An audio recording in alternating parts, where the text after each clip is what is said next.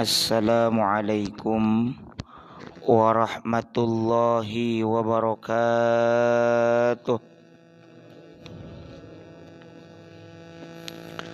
Alhamdulillah, alhamdulillahilladzi hadana lihadza wa ma kunna linahtadiya laula an hadanallah. Asyhadu an la ilaha illallah wahdahu la syarikalah wa asyhadu anna Muhammadan abduhu wa rasuluh la nabiyya ba'dah. Allahumma salli wa sallim wa barik ala sayyidina Muhammad wa ala alihi wa sahbihi ajma'in. Amma ba'du. Rabbi syrah li sadri wa yassir li amri wahlul 'uqdatam min lisani yafqahu qawli. Rabbi zidni ilma warzuqni fahma birahmatika ya arhamar rahimin. Yang kami muliakan para asatidz, para tuan guru, para hujjaj, para sepuh bini sepuh, para bapak, saudara sekalian jamaah Masjid Al-Istiqamah, Perumahan Ciamas Riverview yang mudah-mudahan senantiasa ada dalam rahmat dan ridho Allah Subhanahu wa taala. Dan semoga para bapak dan saudara sekalian dalam keadaan sehat walafiat, terhindar dari segala bentuk keburukan, juga terhindar dari segala wabah penyakit, sehingga sehat walafiat, sehat lahir batin. Amin ya rabbal alamin. Salawat beriring salamnya semoga senantiasa tercurahkan kepada insan teladan sepanjang zaman yang membawa umatnya minadz-zulumati ilan nur, dari zaman jahiliyah menuju zaman islamiyah. Beliau adalah Kanjeng Rasulullah Muhammad sallallahu alaihi wasallam. Salawat salam ini juga semoga teruntuk keluarga Nabi, keluarga beliau, para sahabat beliau, para tabi'in, tabi'ut tabi'in, atba'ut tabi'in, hingga kita sekalian yang sedang diajar taat akan syariat dan menghidupkan sunnah-sunnahnya. Semoga kelak mendapatkan syafaatul uzma dari beliau di yaumil akhir nanti. Amin ya rabbal alamin.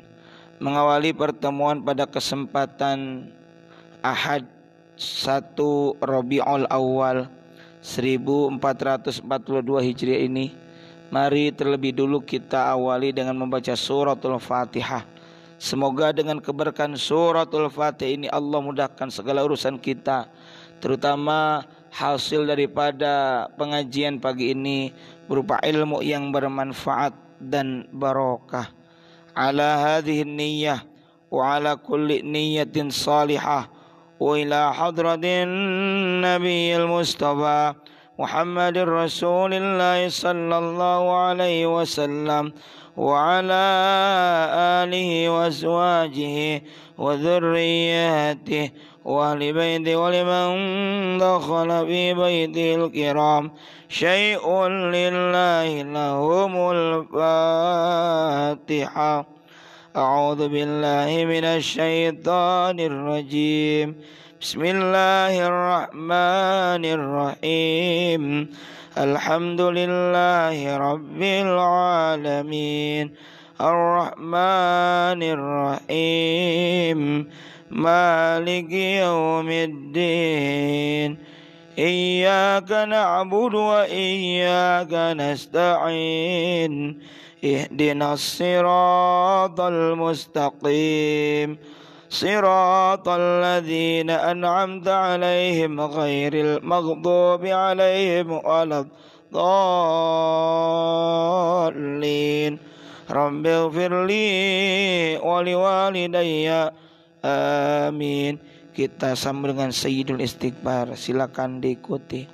Bismillahirrahmanirrahim.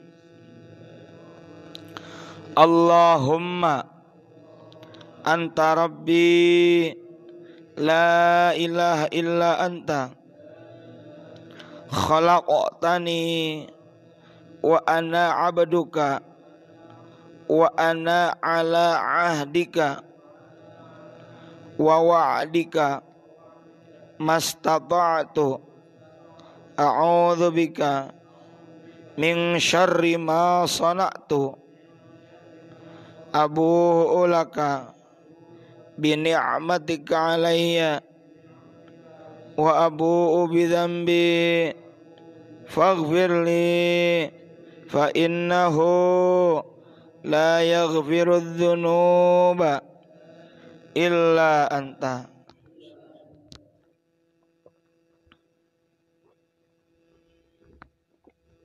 Para bapak saudara sekalian, kita sambung pengajian kitab hadis Riyadhus Shalihin, hadis Arba'in lil Imam An-Nawawi, masuk dalam hadis nomor 23. Judul semua kebaikan adalah sedekah. Silakan disimak baik-baik. Bismillahirrahmanirrahim. An Abi Malik, diriwayatkan dari Abu Malik, panggilannya Abu Malik. Nama aslinya adalah Al-Harits ibni Asimin Al-Ash'ari. Nama lengkapnya adalah Al-Harits bin Asim Al-Ash'ari radhiyallahu anhu. Semoga Allah meridhai ini Abu Malik Al-Harits bin Asim Al-Ash'ari. Qala, Abu Malik berkata, qala Rasulullah sallallahu alaihi wasallam, telah bersabda Kanjeng Rasulullah Muhammad sallallahu alaihi wasallam, at-tuhuru syatrul iman. Toknya dengan dhammah ya. At-tuhuru syatrul iman. Kesucian itu adalah sebagian dari iman. Walhamdulillah, ucapan alhamdulillah, tamlaul mizan, memberatkan timbangan. Wa subhanallah walhamdulillah tamlaani.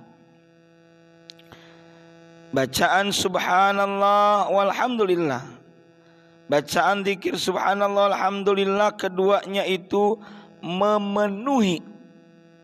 Au tamla'u, atau dalam riwayat lain adalah tamla'u, sama artinya juga memenuhi. Ma bainas samawati wal ardi, memenuhi apa saja antara langit dan bumi, ruangan antara langit dan bumi. Wassalatu nurun, salat adalah nur atau cahaya. Wassadaqatu burhanun, sedekah adalah burhan. Burhan artinya bukti yang nyata. Was-sabru diyaun, sabar adalah pelita. Wal Qur'anu hujjatun laka au alaika, Al-Quran adalah hujjah, pedoman bagimu dan atasmu. Kullun nasi yaghdu, setiap manusia yaghdu,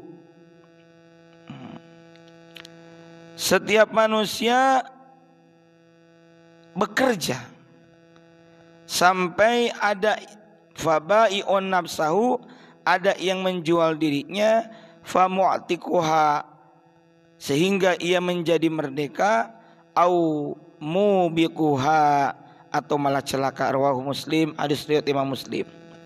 Kalau baca hadis doang mah sepintas kita belum paham secara detail. Mari kita rincikan satu persatu. Bismillahirrahmanirrahim. Hadis Nabi ini sebenarnya padat, daging semua isinya. Dalam arti sangat penting, syarat dengan petunjuk. Bismillahirrahmanirrahim. Rasulullah Muhammad sallallahu alaihi wasallam bersabda, pertama, at-tuhuru syatrul iman bidhammit ta. Tuhur, ya, bukan tohur. Tuhur maknanya adalah toharo. Apa toharo? Toharo itu adalah kesucian. Kesucian itu syatrul iman. Syatru sering dipahami setengah atau separuh, bahwa di sini Nabi menyampaikan bahwa kesucian itu separuh atau setengah dari keimanan. Maksudnya apa? Kenapa kesucian dikatakan separuh dari keimanan? Karena keimanan adalah upaya takhalli sekaligus tahalli. Apa itu takhalli? Mengosongkan, membersihkan, melepaskan dari diri kita apa? Kesyirikan. Sebab syirik kepada Allah, menyekutukan Allah adalah sesuatu yang kotor bila ada dalam diri seorang muslim. Dalam Al-Quran surah At-Taubah ayat 28 Allah Ta'ala berfirman, A'udzu billahi samii'il 'aliim minasyaitonir rajim, innamal musyrikuuna najasun. Sesungguhnya orang-orang musyrik itu najis. Yang dimaksud najis di sini bukan najis fisik atau zat ain, tapi yang dimaksud adalah sebab di dalam hatinya, di dalam dirinya ada kotoran. Kotoran apa? Di mana mereka tidak mengesahkan Allah, tidak ada keimanan kepada Allah, sehingga mereka disebut yang tidak beriman, yang musyrik itu disebut najis.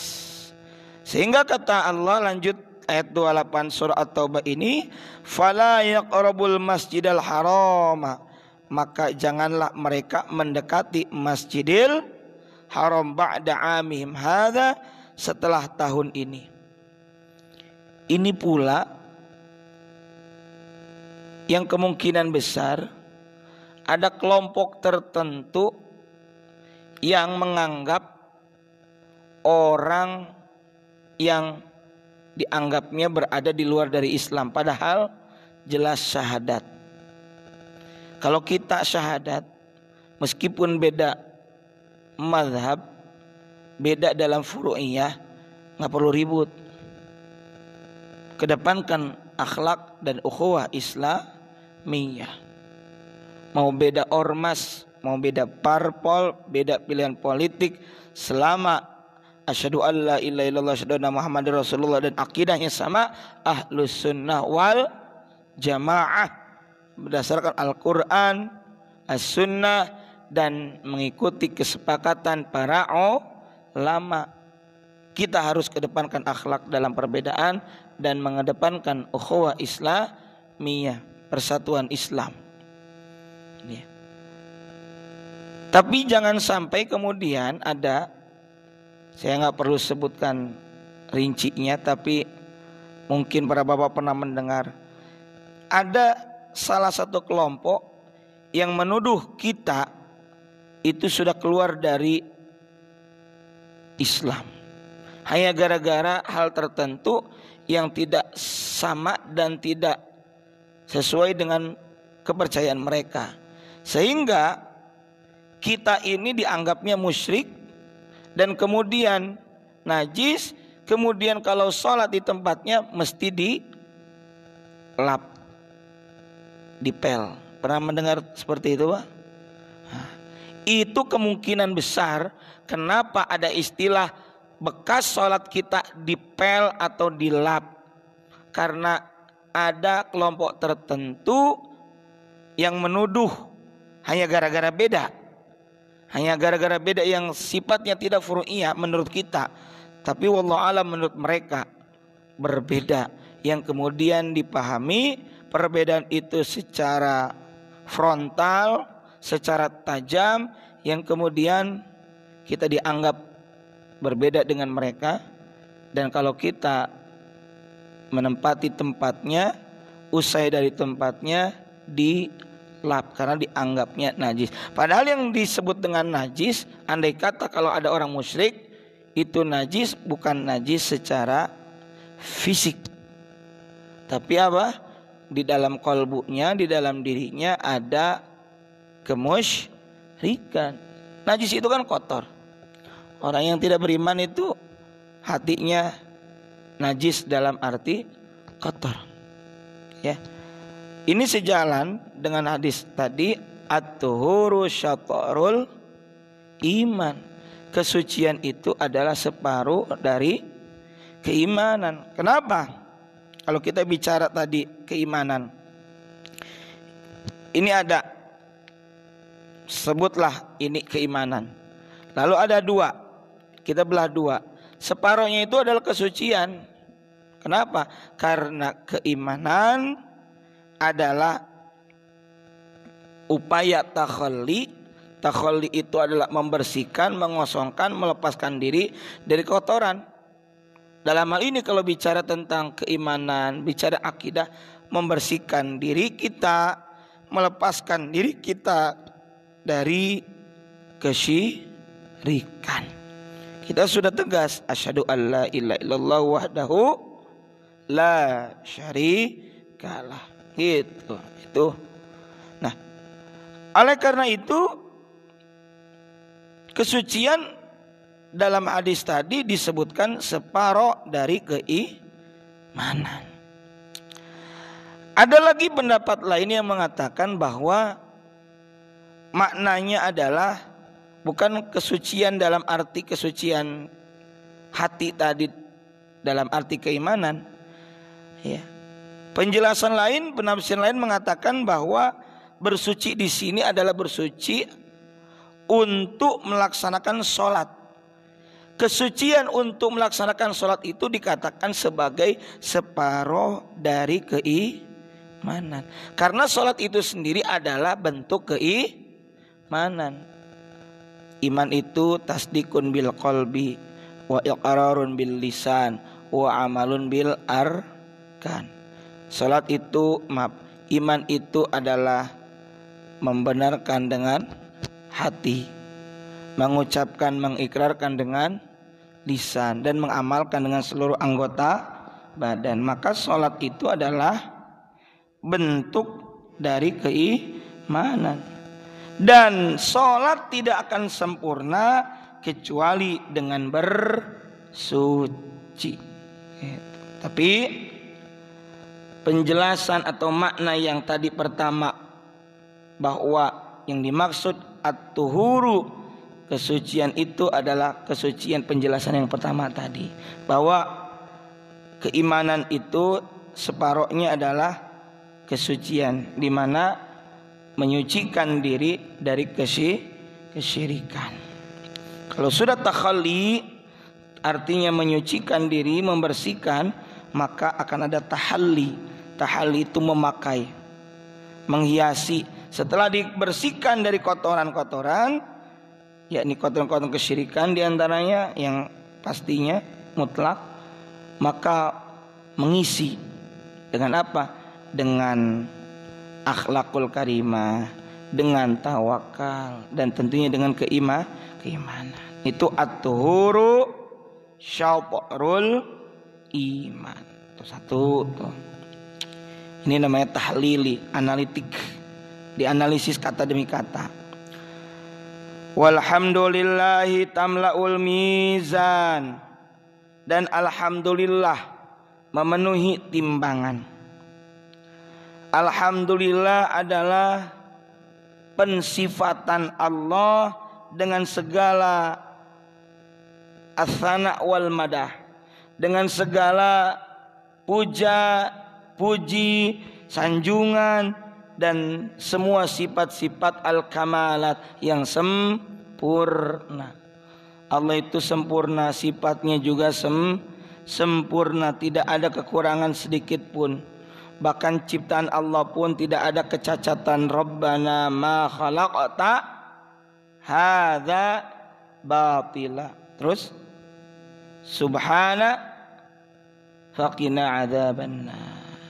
Ya Allah, Rabbana ma khalaqta hadza batila, tidak ada kecacatan apa yang telah Engkau ciptakan.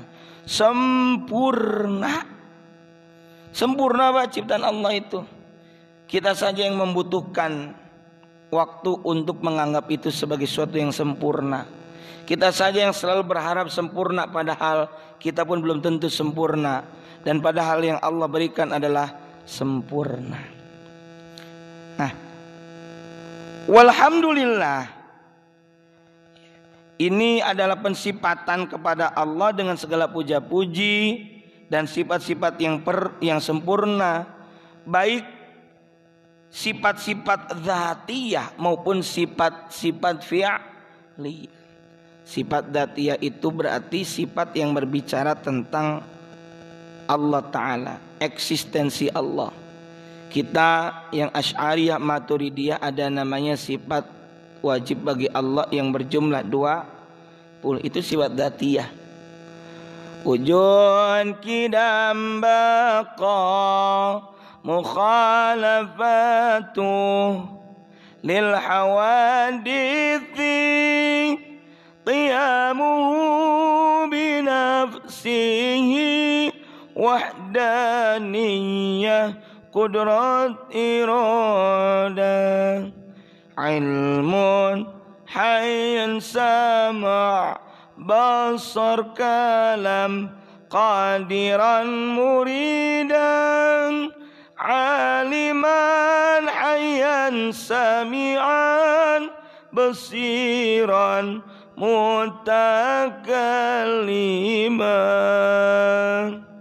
Emende budak sare weh gitu. Kolot nan sare malah. Itu sifat dzatiyah Allah yang sempurna. Bahwa Allah itu ada, kemudian Allah itu terdahulu, Allah itu langgeng kekal. Ini dari sifat 20 dirincikan, ada sifat nafsiyah, kemudian ada sifat salbiyah, ada sifat ma'nawiyah, ada sifat ma'aniyah, ma'ani dan ma'nawiyah. Itu sifat tentang Allah yang sempurna. Ada lagi sifat fi'liyah yang ada dalam al-asmaul husna. Apal enggak asmaul husna? Enggak apal. Kata Nabi, man ahsaha dakhala al-jannah. Barang siapa yang menghafal itu al-asmaul husna yang jumlahnya 100 kurang 1, maka masuk surga. Kita hafal, kita kenal, kita yakini, kita pahami, kita aplikasikan dalam kehidupan sehari-hari. Yakin Ar-Rahman, Allah Maha Pengasih. Benar ya, Allah Maha Pengasih. Nah, itu af'alnya Allah, bahwa Allah berbuat dengan rahmannya. Ar-Rahim, Al-Malik, Al-Quddus, Ar-Razzaq, pemberi rezeki. Oh, sifat af'aliyahnya Allah atau sifat fi'liyahnya Allah. Nah, alhamdulillah. Alhamdulillah apa tadi? Alhamdulillah. Kenapa disebut memenuhi timbangan atau mizan? Di mana alhamdulillah saja yang kita baca itu bisa memenuhi timbangan amal. Karena kalimat alhamdulillah ini para bapak saudara sekalian begitu agung dan mulia di sisi Allah Subhanahu wa taala. Oleh karena itu Kangjeng Nabi Muhammad sallallahu alaihi wasallam pernah bersabda, kalimatani habibatani ilar rahman. Ada dua kalimat yang disukai oleh Allah yang Maha Rahman. Tapi ini dua kalimat khafifatani alal lisan, ringan diucapkan oleh lisan. Thaqilatani fil mizan, meskipun ringan diucapkan oleh lisan, tapi kedua kalimat tersebut bisa memberatkan di timbangan amal. Apa dua kalimat tersebut? Subhanallah wa bihamdihi, subhanallahil azim. Maha suci Allah, wa bihamdihi, dan dengan memujinya, subhanallahil azim, maha suci Allah yang maha agung, yang maha luhur. Ini juga yang kemudian sering menjadi wirid zikir, di antaranya dalam bacaan tahlil. Subhanallahi wa bihamdihi, subhanallahil azim, subhanallahi wa bihamdihi, subhanallahil azim, subhanallahi wa bihamdihi, subhanallahil azim wa bihamdihi. Itu ada dalilnya. Setiap bacaan ini kita baca dalam ratib, dalam tahlilan, zikiran, itu ada. Di antaranya ini subhanallah bihamdihi, subhanallahil azim, yang kita baca ringan oleh lisan, memberatkan di timbangan amal. Dan kedua kalimat ini disukai oleh Allah yang Maha Rahman. Makanya alhamdulillah memenuhi timbangan. Itu. Lalu dengan kita berucap alhamdulillah, ada ungkapan syukur, berterima kasih kita kepada Allah, memuji alhamdulillah. Jadi bukan sekedar kita berucap alhamdulillah semata, tapi di situ ada ungkapan syukur. Kalau syukur, jadi berat timbangan amal juga. Kenapa? Karena ada penerimaan terhadap anugerah Allah dan ridho terhadap takdir dari Allah Subhanahu wa ta'ala. Selalu bersyukur, alhamdulillah, alhamdulillah, alhamdulillah. Saya sudah cerita belum tentang orang yang datang kepada Nabi Musa, pengen banyak rezeki? Udah belum? Oke. Satu waktu ada orang datang kepada Nabi Musa alaihissalatu wassalam. Orang pertama ini datang ingin konsultasi, mengeluhkan terhadap harta yang ia miliki begitu banyak. Wahai Nabi Allah Musa, saya ini banyak banget harta, sampai bingung bagi-bagiinnya, sampai bingung ngabisinnya. Gimana caranya agar saya ini tidak banyak harta? Coba orang mah pengen banyak harta, dia pengen nggak punya harta, pengen sedikit. Apa kata Nabi Musa? Wahai Kisana, wah Kisana, kalau anda ingin seperti demikian, maka saran saya satu saja. Apa itu? Janganlah anda bersyukur terhadap anugerah yang Allah berikan kepada anda. Tidak bisa. Bagaimana mungkin saya tidak bersyukur, padahal Allah yang sering memberi, yang suka memberi saya rezeki dan nikmat tentunya. Wah, nggak bisa kalau saya disuruh untuk tidak bersyukur. Pulanglah orang pertama ini. Kalau begitu orang pertama tetap bersyukur atau malah tidak bersyukur? Malah tetap bersyukur. Datang orang kedua. Wahai Musa, ya ada apa? Saya ini orang miskin. Iya tahu, nggak usah sombong. Orang miskin sombong ya. Orang miskin malas ibadah, tambah miskin aja dia amalnya. Iya terus gimana? Saya pengen punya banyak harta, saya pengen dapat rezeki. Emang sekarang nggak punya? Enggak, saya miskin. Oh, Apa yang harus saya lakukan? Kamu harus bersyukur kepada Allah. Apa yang harus saya syukurin? Harta aja kakak punya. Apa yang mau disyukuri? Ya udah terserah deh. Pokoknya pesan saya bersyukur. Enggak, saya nggak bisa bersyukur. Maka orang kedua pulang dan dia tidak pernah bersyukur dengan kehidupan yang ia miliki. Pulang. Akhirnya apa yang terjadi? Orang pertama yang kaya makin kaya. Kenapa?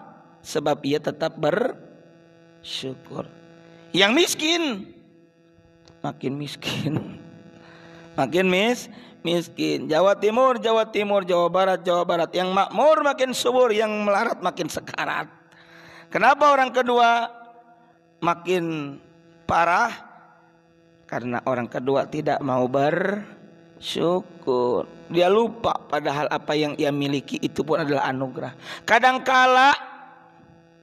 Terkadang kita ini tidak tahu dan tidak merasakan tentang kebahagiaan yang kita rasakan.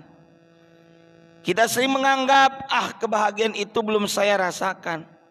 Padahal bisa jadi kita itu seperti ikan yang mencari kehidupan, mencari kebahagiaan, padahal ia sedang berada di satu kolam yang isinya air, yang itu adalah kehidupan dia. Maka begitu pun dengan kita mencari kehidupan, kebahagiaan, padahal yang sedang kita jalani ini bisa jadi adalah kebahagiaan. Dan kebahagiaan yang kita kadang tidak rasakan, tidak kita sadari, itu adalah dianggap kebahagiaan oleh orang lain.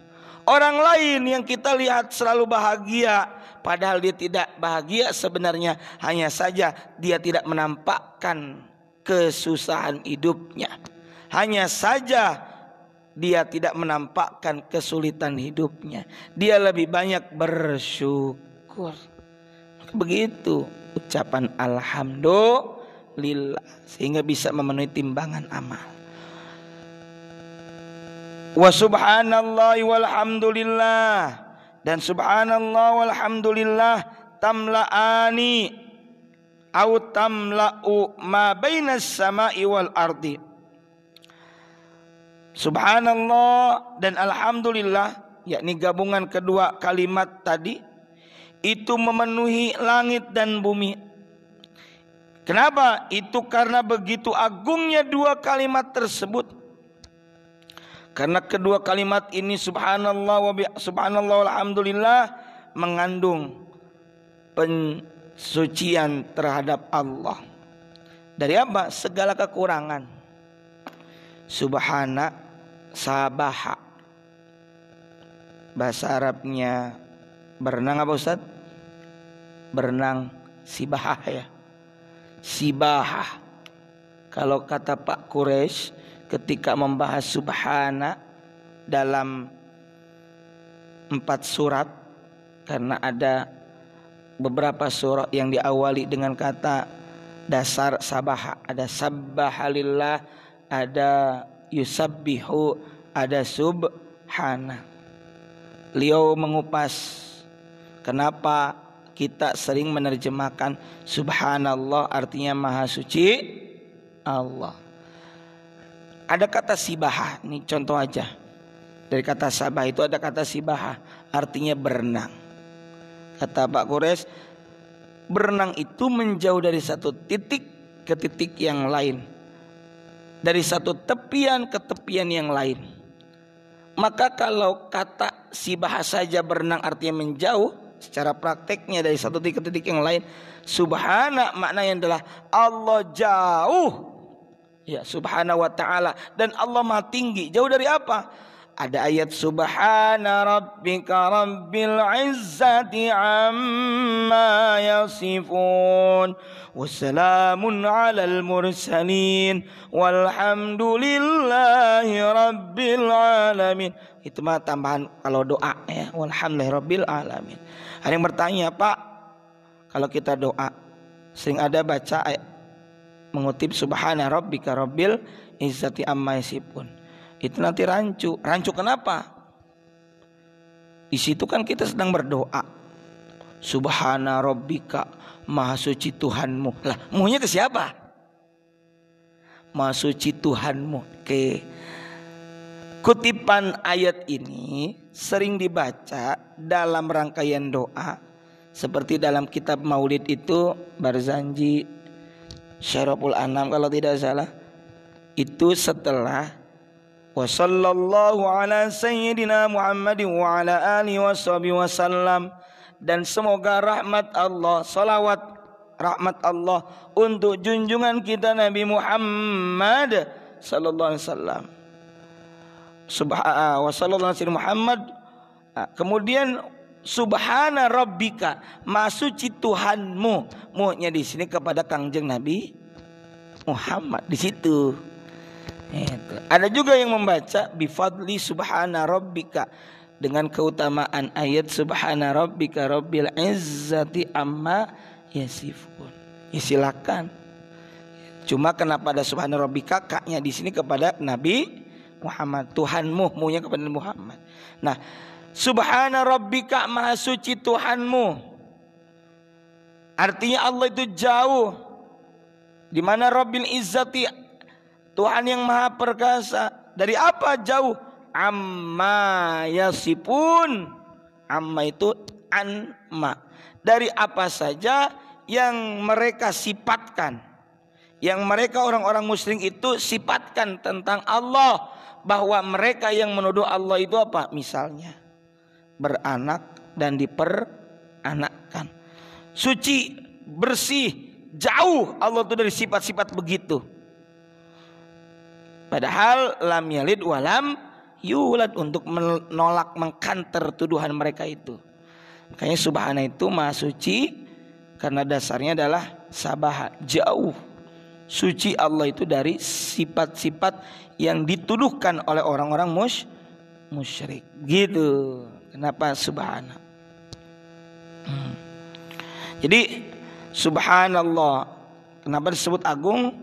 Karena ada pensucian terhadap Allah dari segala kekurangan. Dan juga mengandung penetapan kesempurnaan bagi Allah. Tasbih subhanallah, ya. Kemudian alhamdulillah mengandung pensifatan Allah dengan segala bentuk kesempurnaan, di mana kita memuji. Karena kalau memuji tidak akan dilakukan kecuali kepada sesuatu yang pantas dan layak untuk dipuji, di mana yang dipuji itu pasti penuh dengan kesempurnaan. Wassalatu nurun. Salat adalah sebagai nur. Apa nur? Cahaya. Ada mahfudhat, al ilmu nurun wal jahlu dhalamun. Diplesetin nama bocah zaman sekarang, al ilmu nurun, SPP naik katanya. Ini nih mantap. Kita adik kayak rasa enak. Al ilmu nurun itu ibarah, ya. Mahfudhat tuh materi hafalan dulu kalau ya Ustaz ya, zamanan diniyah lah. Al ilmu nurun wal jahlu dhalamun. Ilmu itu laksana cahaya, sedangkan kebodohan laksana kegelapan. As-salatu was-salatu, salat itu sebagai cahaya. Baginda Rasulullah Muhammad sallallahu alaihi wa alihi wasallam menyebut salat sebagai nur. Artinya apa nur? Cahaya. Maksudnya adalah cahaya di hati seorang mukmin. Apabila hati bercahaya karena dia melaksanakan salat, maka akan memancar kepada bagian lainnya, seperti wajah pun akan bercahaya. Kenapa? Kalau dalam kitab Maraqil Ubudiyah karya Syekh Muhammad Nawawi bin Umar bin Arabi Al-Bantani Al-Jawi Asy-Syafi'i yang mengomentari kitab Bidayatul Hidayah karya Hujjatul Islam Abu Hamid Muhammad bin Ahmad Al-Ghazali At-Tusi Asy-Syafi'i, itu ada bacaan-bacaan salat dan wudu. Bacaan wudu diantaranya Allahumma bayyid wajhi yauma tabyaddu wujuhu wa taswaddu wujuh. Ya Allah, bayad itu putih, maksudnya cemerlang. Putih di sini bukan putih glowing, bukan. Ya, tapi bercahaya. Ya Allah, cemerlangkanlah wajahku. Yauma tabyaddu, di mana hari cemerlangnya wajah-wajah orang yang beriman. Nanti di akhirat. Tapi di dunia juga kelihatan Pak kalau orang yang suka sholat. Meskipun mohon maaf secara fisik kulitnya tidak glowing, ya, tidak putih. Sebenarnya kalau mau ditelusuri dari sisi sejarah tentang kecantikan, cantik itu relatif. Dan cantik itu kadangkala sesuai dengan zamannya. Dulu cantik itu bukan putih. Dulu cantik itu tidak harus glowing, masih glowing. Bulinyak mulinong, nah gitulah. Ya, yang gemerlap apalah gitu. Putih juga kan macam-macam. Ada kuning bangsat, putih banget, putih langsat dan sebagainya. Udah macam-macam. Karena itu sesuai dengan zaman. Di daerahnya tertentu yang mayoritas kulitnya tidak putih, mohon maaf, yang kulitnya gelap pun disebut cantik. Karena itu relatif. Cantik itu mutlak. Cantik itu relatif. Tapi jelek itu mutlak gitu ya. Ya relatif kembali lagi. Dia penilai masing-masing. Kata orang istri kita jelek, biarin. Yang penting kata kita cantik, begitu aja. Nggak usah ikutin apa kata orang gitu. Karena kalau kata orang beda-beda selera, betul nggak? Gitu. Nah, jadi itu relatif. Tapi meskipun secara kasat mata dan penilaian standar saat itu orang kulitnya nggak ganteng, tapi kita merasakan ada aura. Ada aura, apa aura itu ya? Atau ada rasa yang kita rasakan, yang kita kesankan dari wajahnya itu berkarisma. Wajahnya itu sejuk, teduh, bercahaya. Bukan kemudian bercahaya di malam hari kita pakai senter begini, bokir misalnya. Nah kita juga takut begituan mah. Bukan bercahaya begitu, bukan. Enaklah memandangnya juga sejuk. Nah itu karena ada apa? Pengaruh dari sholat, kemudian berefek. Sholatnya dalam hati itu menjadi cahaya, kemudian memancar ke seluruh anggota tubuh, diantaranya ke wajahnya. Di mana sesuai doa tadi, ya Allah cemerlangkanlah wajahku seperti cemerlangnya orang-orang beriman pada hari kiamat. Di mana yauma tabyaddu wujuh wa taswaddu wujuh, hari itu ada yang cemerlang, ada yang juga hitam. Ya, hitam itu apa? Hitam kusam, hitam legam dan sebagainya. Mohon maaf, ada juga orang yang dandanannya cakep, ganteng atau cantik secara relatif orang penilaiannya. Tapi mohon maaf, kita juga nggak tahu apakah dia tidak sholat ataupun tidak wudu. Kelihatan karena akan mengesankan kalau kita sering sholat, kemudian kita ini punya rasa zauk, oleh Allah diberikan kemampuan untuk mengesankan seseorang itu dengan kesan berdasarkan batiniah spiritual kita, itu kan kerasa nyaman, enak. Nah, itu gitu ya. Makanya sholat adalah sebagai cahaya. Nah, sedangkan di akhirat, di saat yang gelap, sholat seorang mukmin itu benar-benar menjadi cahaya yang nyata, cahaya yang hakiki, yang akan memancar di sekelilingnya. Kenapa? Memberikan penerangan. Sebagaimana Allah Subhanahu wa taala berfirman di dalam Al-Qur'an surah Al-Hadid ayat 12, Bismillahirrahmanirrahim. Yauma taral mu'minina wal mu'minati yas'a nuruhum baina aydihim wa bi aymanihim. Pada hari ketika kamu melihat orang mukmin laki-laki dan mukmin perempuan berjalan dari akhirat, sedangkan cahaya mereka bersinar di hadapan dan di sebelah kanan mereka. Itulah orang yang beriman. Itu. Dan ada lagi penjelasan tentang was-salatun nur. Seorang ulama namanya Ibnu Daqiqil Aid, beliau menjelaskan bahwa salat disebut sebagai nur atau apa? Cahaya, karena ini salat mampu mencegah seseorang dari kemaksiatan, mencegah seseorang dari kefasikan, kemungkaran, juga memberikan petunjuk kepada jalan kebenaran. Orang sholat nih, berarti dia tanda iman.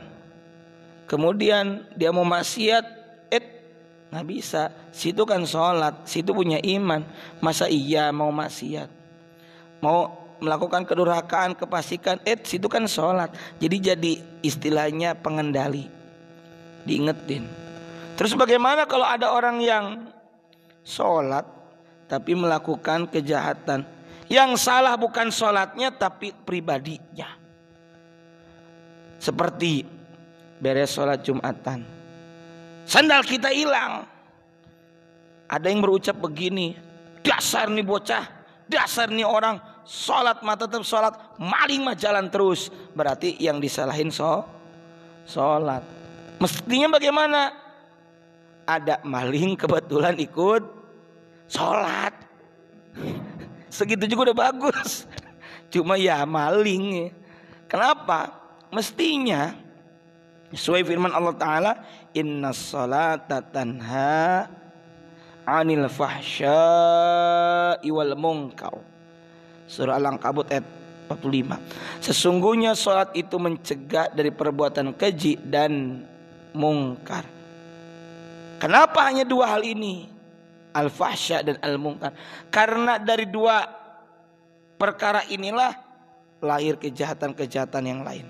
Al-fahsya, perbuatan yang bertolak belakang dengan hati nurani, di antaranya zina dalam surah Al-Isra 32. Wala taqrabuz zina innahu kana fahisyatan wa sa'a sabila.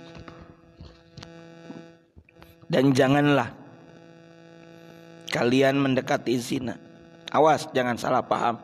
Saya emang enggak deketin, saya emang ngelakuin. Justru dekat aja enggak boleh, apalagi ngelakuin. Kadang-kala orang memahami begitu. Saya emang enggak lakuin, saya emang enggak deketin, malah saya emang jalanin. Justru deket aja kagak boleh, apalagi melakukan. Seperti halnya dalam Al-Isra, wala taqul lahuma uffin.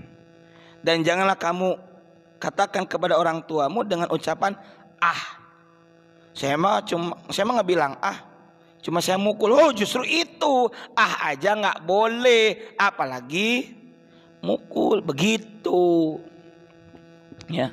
Itu dalam kajian ushul fikih ada Ustaz ya, memahami bagaimana Al-Quran dan hadis. Jadi baru ayat begitu aja nggak boleh, apalagi yang lebih parah dari itu. Janganlah kalian dekati zina, karena sesungguhnya zina adalah fahisyah, keji ya, jijik. Siapapun akan menolak. Hati nurani kan, makanya bertolak belakang hati nurani. Termasuk juga ghibah. Ghibah itu kan sebenarnya nggak ada yang suka. Sampai kata dalam Al-Quran, ayuhibbu ahadukum ayyakula lahma akhi. Ayuhibbu ahadukum, apakah salah seorang di antara kalian suka makan daging saudaranya sendiri? Apa maksudnya? Satu, kalau bangke, tahu nggak kalau dia sedang dimakan? Tahu nggak? Enggak, orang udah mati. Sama, orang yang diomongin itu dia nggak tahu karena di belakang. Yang kedua, ayuhibbu ayyakula lama akhihi, itu maksudnya ya situ doyan demen ngomongin orang yang mana itu dianggap sebagai mengambil ataupun merusak hak orang, apalagi sampai fitnah. Ghibah itu bukan fitnah, fakta. Cuma kalau kedengaran sama orang yang kita gibahin itu dia marah, itu ghibah. Ghibah zaman sekarang juga bisa kan di WA grup. Saya nggak ngomongin orang ya, tapi begini loh, tadi dia saya lihat di depan bawa cewek lain. Yang bener lu, iya emang ada, iya gitu. Wah, ghibah zaman sekarang juga bisa melalui WhatsApp grup misalnya, atau grup-grup apalah gitu kan. Nggak harus kumpul, nggak harus ketemu kan sekarang. Itu ghibah zaman sekarang tuh canggih, mantep. Itu pokoknya jelek lah pokoknya. Jadi kemajuan teknologi bisa juga menjadi potensi celah masuk terjadinya perbuatan dosa. Ya. Lanjut. Oke. Jadi dengan kita sholat jadi cahaya sekaligus pengendali kita. Itu menurut Imam Ibnu Daqiqil Aid. Gitu. Sebagaimana kalau kita punya senter menerangi, oh ini boleh, ini nggak boleh, oh ini boleh, ini nggak boleh. Awas jatuh, awas kesandung. Dengan adanya cahaya itu. Was-shadaqatu burhanun. Ya, kalau udah bahas sholat panjang lah. Tentu tadi juga sholat menjadi cahaya di akhirat, udah jelas itu. Was-shadaqatu burhanun. Sedekah adalah sebagai burhan, bukti yang nyata. Apa maksudnya? Bahwa yang menunjukkan terhadap yang benar atau jujurnya orang yang menunaikannya, bahwa ia benar-benar cinta dan mendekatkan diri kepada Allah dibuktikan dengan sedekah. Ada kata orang yang jujur, siddiqun, orang yang benar. Lalu tadi iman itu aplikasinya adalah tasdiqun bil qalbi, membenarkan dengan hati. Maka orang kalau benar keimanannya, dia buktikan dengan sedekah. Sebaliknya lawan dari siddiq adalah apa? Kadzibun atau kadzib, dusta. Disindir oleh Allah dalam surah Al-Ma'un, ara'aital ladzi yukadzibu biddin.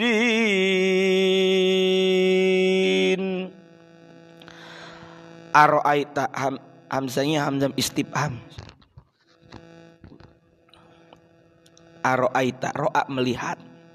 Artinya, tahukah kamu siapa orang-orang yang mendustakan agama? Ya, mendustakan agama itu dalam tafsirannya, ad-din di sini adalah hari kiamat, tidak percaya akan adanya hari kiamat, dusta keimanannya. Siapa? Fadzalikal ladzi yad'ul yatim, maka itulah orang yang menghardik anak yatim. Karena Abu Jahal dan konco-konconya ini diriwayatkan setiap pekan itu sering masak daging unta. Daging unta nggak tanggung-tanggung. Kemudian ada anak yatim minta dihardik, sono. Fadzalikal ladzi yad'ul yatim, atau menghardik itu menolak agar tidak diminta oleh anak yatim. Sebaliknya, kalau orang yang benar keimanannya, justru ia buktikan dengan apa? Menyantuni anak yatim. Jangan emaknya doang, giliran emaknya aja Mahmud Abbas, Mahmud anak baru 1, cakep, deketin, didata, bocahnya ntar baik gitu. Justru anaknya gitu ya. Fadzalikal ladzi yad'ul yatim, orang yang tidak benar keimanan, yang tidak percaya terhadap adanya hari kiamat, adalah orang yang menghardik anak yatim.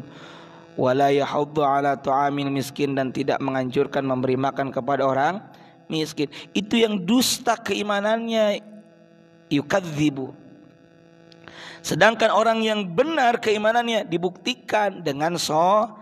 sedekah. Karena itulah sedekah adalah bukti yang nyata. Setiap orang punya rezeki, ayo, itu semua adalah titipan, termasuk harta. Itu adalah titipan. Yang namanya titipan, sampaikan kepada yang berhak menerimanya. Ini mah malah, ya Allah, rezeki adalah titipan darimu ya Allah, please titipin yang banyak ya Allah. Orang mah titipan tuh dikasihin lagi, dia pengen yang banyak mulu. Padahal apa yang Allah berikan pada kita itu harus kita pertanggungjawabkan. Yang halalnya akan dihisab, yang haramnya akan diazab. Lalu was-sabru diyaun. Sabar atau kesabaran adalah diyaun. Apa dia tadi? Kesabaran adalah pelita, atau kesabaran adalah sinar. Ya. Sabar itu ada 3 bentuk. Pertama, kesabaran dalam menjalankan ketaatan.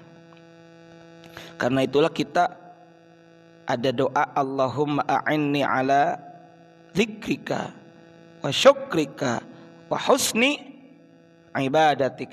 Ya Allah, bantulah hamba, bantulah saya yang hina ini ya Allah, yang rendah ini, bantu. Untuk apa? Berzikir kepadamu. Wa syukrika, bersyukur kepadamu. Wa husni ibadatik, baik benar dalam beribadah, menghamba kepadamu. Begitu pula dalam ayat 5 surah Al-Fatihah, iyyaka na'budu wa iyyaka nasta'in. Hanya kepadamu ya Allah kami beribadah, dan hanya kepadamu ya Allah kami mohon pertolongan. Kenapa? Ada ibadah, ada pertolongan. Karena di situ kita butuh kekuatan pertolongan dari Allah dalam menjalankan ibadah. Disitulah kita butuh kesabaran. Nggak bisa kita sabar kalau bukan karena ada pertolongan dari Allah. Karena itu pula kita berdoa, Rabbana afrigh alaina sabra wa thabbit aqdamana wansurna 'alal qaumil kafirin. Ya Allah, ya Tuhan kami, tuangkanlah ke dalam diri kami berupa kesabaran, dan tetapkanlah kami, langkah kami, ya, menetapi agama Allah, keyakinan, keimanan, dan unggulkan kami, menangkan kami dari kelompok atau orang-orang yang ingkar. Tuh, biar sabar, biar menang gitu, biar unggul. Makanya satu, sabar dalam melakukan ketaatan. Lagi ngaji, oh yang nggak biasa mah Pak, 5 menit baru duduk aja rasa-rasanya udah sejam, panas pantat itu. Makanya kita niatin masuk masjid, i'tikaf sunnah karena Allah Ta'ala. Biar kita duduk di masjid pun niat i'tikaf ya dapat pahala. Gak harus nunggu Ramadan. Tiap kita mau masuk ke masjid ya niat i'tikaf. Ini ada bocah kagak tahu, Ustaz mau kemana, udah rapi, mau ke masjid. Rek naon? I'tikaf. Mau ikut? Enggak. Taraja Gustusan ikutan domba kap. Ya, dia kira itikaf, lomba itik, padahal ya tikaf. Dia bilang teraja dah Gustusan ikutan domba kap. Dasar bocah gitu. I'tikaf, masuk masjid, niat i'tikaf, salat sunat tahiyatul masjid dulu kalau masih sempat, kalau belum iqamah. Itu. Kemudian sabar dalam menghadapi maksiat. Oh, apalagi nih, Kang Mo, yuk kita ke misalnya apa, naik klub. Itu untuk menolak dan mengatakan tidak bisa jadi berat. Kalau yang dikedepankannya adalah nafsul ammarah. Makanya kalimat hauqala la haula wala quwata illa billah, maknanya la haula, tidak ada daya an tarkil ma'asi, untuk meninggalkan segala kedurhakaan, illa bi'ismatillah, kecuali dengan adanya penjagaan dari Allah. Nggak bisa kita ini nolak ajakan orang yang ngajak maksiat kalau bukan dijaga oleh Allah. Wala quwwata fi ta'atillah, tidak ada kekuatan untuk taat kepada Allah illa bi'inayatihi, kecuali dengan adanya pertolongan dari Allah. Jangan sombong ketika kita bisa melakukan satu peribadatan, ketaatan, amal soleh, toh itu Allah kok yang menolong. Jangan sombong. Buktinya ketika muadzin hayya 'alas shalah 2 kali, itu yang kita jawab la haula wala quwwata illa billah, karena itu tadi penjelasannya. Begitupun hayya 'alal falah, mari menuju kemenangan. Tidak seperti trainer, yes we can, kita masih bisa, yes we can. Ini diajak untuk jadi orang sukses, jawabannya la haula wala quwwata illa billah. Jadi selain mengakui Allah, juga untuk menunjukkan kita ini tidak ada apa-apa yang di hadapan Allah, semuanya ini karena ada pertolongan, penjagaan dari Allah. Lalu sabar yang ketiganya adalah sabar terhadap takdir yang Allah berikan, termasuk takdir buruk dalam menghadapi musibah. Wabasyiris sabirin, ketika berbicara tentang walanabluwannakum bisyai'im minal khawfi wal ju'i wa naqsim minal amwali wal anfusi wath thamarat wabasyiris sabirin. Siapa yang bersabar itu? Alladzina idza asabathum musibah qalu inna lillahi wa inna ilaihi raji'un. Itu apabila ditimpa musibah berkata, sesungguhnya kami milik Allah dan kepada Allah saja kita akan kembali. Ridho, sabar. Nah, sabaran adalah sinar atau adalah pelita. Ya. Kemudian dengan adanya sabar menjadi pelita.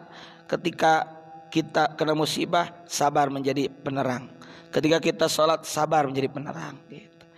Kemudian wal Qur'anu hujjatun laka, Al-Quran sebagai pembela. Al-Quran bisa menjadi pembela kita. Au alaika, tuh ada laka, ada alaika. Kalau laka kebaikan, kalau ala itu biasanya beban. Seperti doa untuk pernikahan itu, barakallahu laka wa baraka alaika wa jama'a bainakuma fi khair. Kalau kata Mang Jejen, barakallahu lakuma wa baraka alaikuma wa jama'a bainakuma fi khair. Kalau dalam teksnya barakallahu laka. Kenapa kepada satu bukan dua? Karena kalau di zaman Nabi Maherzen, Mang Jejen tuh, Mang Jejen Maherzen gitu ya. Karena kalau misalnya kita tengok dulu pernikahan itu tidak disandingkan laki dengan perempuan. Ya karena memang kan belum sah. Ya. Jadi yang dihadirkan itu laki-laki, dinikahkan oleh walinya. Beres, didoakan oleh Nabi, barakallahu laka, sendiri kan, semoga Allah memberkahi laka untukmu, wa baraka alaika, ada laka ada alaika. Laka itu maksudnya semoga Allah memberkahi atasmu ketika suka duka, ketika dalam keadaan bahagia, ketika dalam keadaan suka senang. Wa baraka alaika, dan semoga Allah memberkahi atasmu ketika kamu ada masalah, ketika ada sesuatu yang tidak mengenakan, ketika piring terbang, piring terbang, bukan UFO. Ribut maksudnya. Gitu. Bukan piring terbang itu UFO, bukan. Piring terbang tang teng tong dan sebagainya. Itu maksudnya wa jama'a bainakum fi khair, dan semoga Allah menghimpun kamu berdua dalam kebaikan. Nah, di sini Al-Qur'an bisa menjadi hujjah laka, pembela untukmu, au alaika, atau bisa jadi Al-Qur'an itu bisa menjadi bumerang untukmu. Maksudnya Al-Qur'an bisa jadi pembela buat kita, atau bumerang itu di sisi Allah. Kalau kita mengamalkan Al-Quran, maka Al-Quran itu akan menjadi pembela kita, memberi syafaat. Iqra'ul Quran fa innahu ya'ti yaumal qiyamah syafi'an li ashabi. Bacalah oleh kalian akan Al-Quran, karena sungguhnya ia akan datang dari kiamat syafi'an, hal ini menjadi penolong li ashabi bagi pembacanya. Menjadi penolong. Tapi sebaliknya, jika ada orang yang berpaling dari Al-Quran, maka itulah kata alaika, Al-Quran akan menjadi bumerang baginya. Kemudian Nabi menjelaskan bahwa setiap pagi ya kullun nasi yaqdu. Kata Nabi bahwa setiap pagi manusia pergi menuju pekerjaan mereka. Kullun nasi yaghdu, goda. Kan ada kata godin. Nawaitu sauma godin, pagi, berpagi-pagi. Kata Nabi bahwa setiap pagi manusia pergi menuju pekerjaan mereka. Kemudian di antara manusia itu, di antara orang-orang itu, fabai'un nafsahu, maka ada orang yang menjual dirinya. Bai'un, ada yang menjual diri. Masya Allah. Kemudian famu'tikuha au mubikuha, bisa sebagai pembebasnya, au mubikuha, atau malah membinasakannya. Setiap pagi manusia pergi beraktivitas. Kalau dalam keadaan normal, masing-masing kita ini ada yang berusaha payah. Yang ngantor ya pergi kantor, yang ke toko buka toko, yang ke pabrik, yang jasa transportasi ya silakan. Nah, di antara orang-orang itu, yang ini kita, di antara mereka atau siapapun itu manusia yang pagi-pagi beraktivitas, ada yang membebaskan diri, dan ada pula yang menghancurkan, menyiksa dirinya sesuai dengan amalannya. Kalau orang itu ketika beraktivitas melakukan ketaatan kepada Allah Azza wa Jalla, istiqomah di atas syariat Allah, maka ia sama dengan telah memerdekakan dirinya. Apa? Dari penghambaan terhadap setan, membebaskan diri dari penghambaan terhadap nafsu. Tapi jika keadaannya justru malah sebaliknya, berarti orang tersebut telah mencelakakan dirinya. Na'udzubillahi min dzalik. Karena itu setiap pagi kita beraktivitas harus diniatkan libtigha'i mardatillah, mencari ridho Allah Subhanahu wa taala, bukan sekadar mencari seberas karung dan segenggam berlian. Bukan itu saja, tapi niatkan untuk taat kepada Allah Ta'ala. Ala kulli hal, ini saja yang bisa saya sampaikan. Semoga dapat dipahami, bermanfaat dan barokah. Ada pertanyaan? Tidak ada. Alhamdulillah. Rabbana anfa'na bima 'allamtana, Rabbi 'allimna alladhi yanfa'una, Rabbi faqihna faqih ahlana wa qarabatil lana fi dinina ma'alil qawri untha wa dzakar wa hasbunallah wa ni'mal wakil wa la haula wa la quwwata illa billahil aliyyil azim. Sallallahu ala sayyidina Muhammad wa ala alihi wasallam. Subhana rabbika rabbil izzati amma yasifun. Wassalamun alal mursalin walhamdulillahi rabbil alamin. Mohon maaf atas segala kehilafannya, kurang lebihnya mohon maaf. Hadanallahu wa iyyakum ajma'in wallahul muwaffiq ila aqwamit thoriq. Wassalamu alaikum warahmatullahi wabarakatuh.